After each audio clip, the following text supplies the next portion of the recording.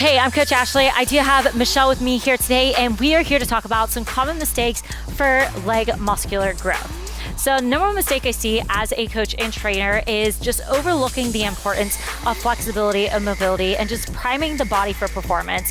And you guys notice that Michelle does have a foam roller here. So we're gonna get into that here in a second. But when people overlook these primal almost things that need to happen before you start strength training, you get stiffness, you get restricted range of motion, just restricted movement patterns. And we do know the body flows top to bottom, bottom to top. So if one muscle group is restricted, you can guarantee that is restricting other muscle groups, and you're not going to get a well-developed muscle or muscles. And in this case, we're talking about the leg muscles. So if you have a tightness in the glutes and you're not going to hinge very properly, and it could restrict the range of potentially maybe the hamstring. Everything works together, and the more we think about our body as a system rather than pieces and parts that we just train individually, the more likely you are to be training for the rest of your life. You're gonna have prevention of injury. It just improves your overall training factor together. And you guys are here specifically because we're talking about muscular growth. So let's just jump right out the gate. And before any of my training personally, I foam roll. So I foam roll to loosen up that tissue, that muscle tissue, because there might be some tightness from training 2 days before, and I get the blood flowing. I loosen that tissue up and we go. So I'm gonna have Michelle show you guys 3 different rolls I do for legs prior to leg day. So I'm always gonna start with rolling out my quad muscle. You're gonna see she's gonna use this knee right here, or potentially you can use the foot as well.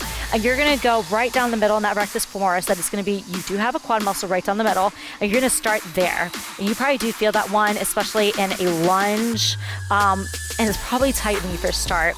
I'm gonna have her roll kind of to the anterior.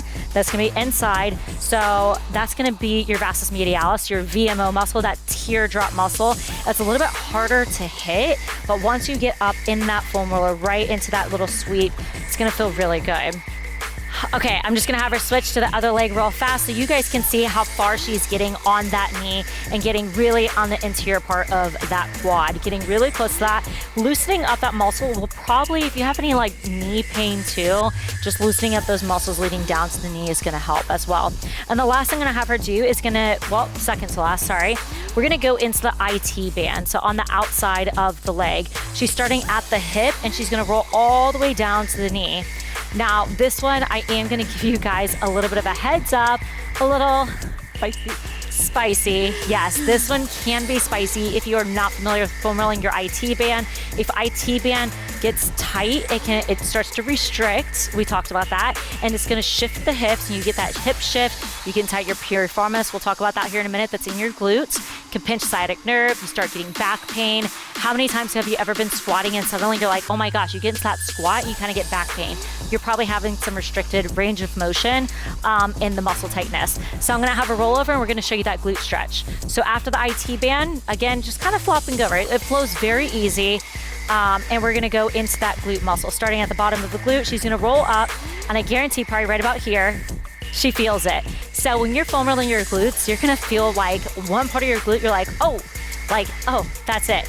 That's the piriformis, all right? It goes right across the glute, and that piriformis, if it gets too tight, if you're squatting a lot, if you're walking a lot, if you're doing the Stairmaster a lot, chances are you do have a tight piriformis, and that's gonna tighten. And what happens when that tightens is it can pinch the sciatic nerve, and it can shoot pain down the leg, can shoot pain up the body as well. But also, if we're not foam rolling our glutes and just loosening those muscles up, releasing that piriformis, you're just not gonna be able to get the adequate deep range of motion that you should be getting if your muscles did have blood flow to them and did have that full range of motion. So she's gonna show you, so the other side, you can start with the glute and then roll over kind of how she did in the beginning, get the other leg done. It should take you less than 5 minutes to get this done. So just roll it out, feel it out. You don't need a fancy foam roller. This is probably the most basic generic foam roller that you can find. There are different foam rollers, like a muscle mauler. They have like what looks like knuckles on them. Buyer beware. If you are new to foam rolling, I do not recommend a muscle mauler. It feels like you have somebody like digging a knuckle into those muscles. So there are steps to this. I'm gonna encourage you guys to start with this just to increase for the pre-workout. Another thing that I'm gonna encourage you guys to do, a common mistake I see is just not properly warming up for mobility specifically. You're like, oh, I warm up, I do a warm up set. So that means you walk into the gym, you get to the squat rack, you have no weight on it, and you're just repping a few reps out. That's great. It's gonna pull blood into the muscle. However, it's not a proper priming your body for performance. And we're talking about specifically mobility. So we're gonna go into what is called either a runner's lunge or the world's best stretch. So I'm gonna have Michelle get down and she's gonna bring one knee out, opposite knee in. Now the part I add into this is I like to stretch the front side of the hip first. So if you work a desk job, if you drive a lot, I guarantee your hip flexor is gonna be tight. I'm gonna have her drive her hips forward this way. And as she is, the knee that's on the ground, I'm having her squeeze that glute. Antagonist, protagonist. She's gonna squeeze this, it's gonna release this here. All right, hold it for 2 to 3 seconds, bring it back up. She's gonna raise her back knee up, place her opposite hand down on the ground, and go into that world's best stretch. Elbow goes to the instep of the foot.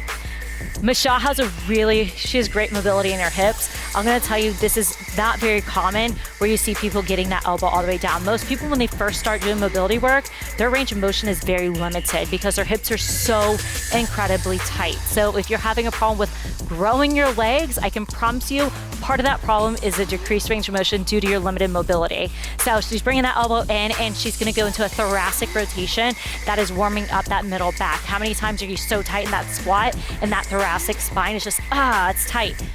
Again, full body stretch, bring the elbow back down to the mid step and get that thoracic rotation or T-spine rotation, that's what it stands for, up, stacking the shoulders. And then when she flows out of this move, this warm up, she's just gonna bring that back knee back, bring the opposite leg forward. Again, starting with that hip flexor motion, driving the hips forward. You can really see it here, squeezing that glute. 2 to 3 seconds, dynamic warm up should be quick. Anything longer than 10 seconds is gonna be considered a cool down to the body. We wanna prime the body for performance. We don't wanna tell it's time to recover. Bringing the back knee up, elbow goes to the instep of the foot, and again, that deep. That is an amazing range of motion, guys. Like, this is amazing. Michelle has really good, she's like, hold on, let me back up. That is the goal. Like, her range of motion, Michelle trains very heavy and very hard. However, she incorporates a lot of mobility and flexibility into her routine. As you can see, she has a great physique as well that reflects that. So. Oh, thanks. You're welcome. You do.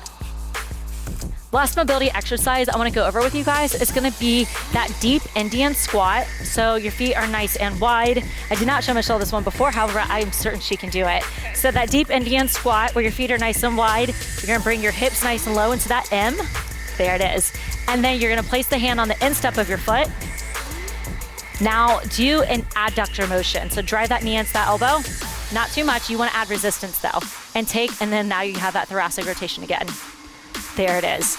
All right, so Michelle, I'm gonna have you shift slightly so they can see the deepness of your hips. And what I mean by that M squat, see our hips drop up into that knee and then right back down. She's adding the adduction, firing up the internal side of her legs, and then getting that thoracic rotation, really opening up that body. Again, the majority of the population cannot do this right away, guys. If you're starting and if you lift your heels in this, it's not helping. Your feet have to be planted flat, and the more you practice, the better you get, right? So if you've never done mobility work, you've never done flexibility work, it's not gonna come right away. I never did mobility or flexibility until after I had my daughter, and my number one goal was hip health and hip mobility and flexibility. And because I focused on that first, I was able to get back into my fitness routine and get my results faster postpartum than I would have had I not focused on my warm-up, my flexibility, my mobility, and now obviously my fitness has bounced back immensely from that. So with that said, if you focus on those 3 things I just told you, from foam rolling, getting that world's best stretch in, working on the flexibility, increasing the hip range of motion, you're gonna increase your muscle growth, you're gonna prevent your muscle injury. And if you guys wanna see real fast, a decreased range of motion looks like this. So a lot of people, when I see them squatting, I know right away they have decreased hip mobility. So Michelle, let's show them a squat real fast before you guys send you guys on your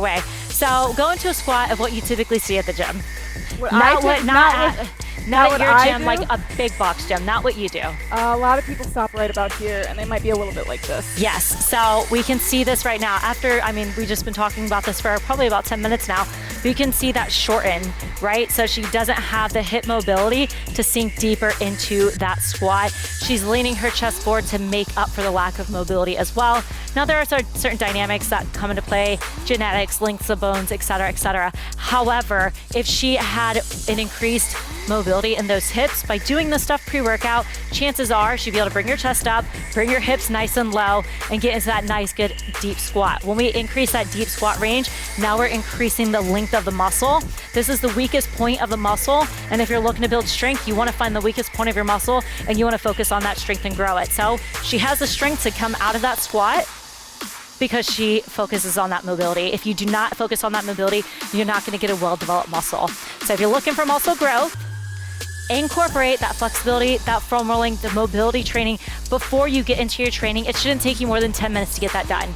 If you are looking for a dynamic warm-up, go ahead, check out my 21-day Sculpt Your Legs below. One, we're gonna sculpt your legs, but a part of that program is I wrote an intense part about mobility training. I give you a thorough dynamic warm-up to prime your entire body for performance. You're gonna see that thoracic rotation, you're gonna see the world's best stretch, and we're gonna go over all of this in depth. So check it out down below. Go ahead, click that link, 21 Days Sculpt Your Legs. Thanks for joining me, and Michelle, we'll see you guys next time.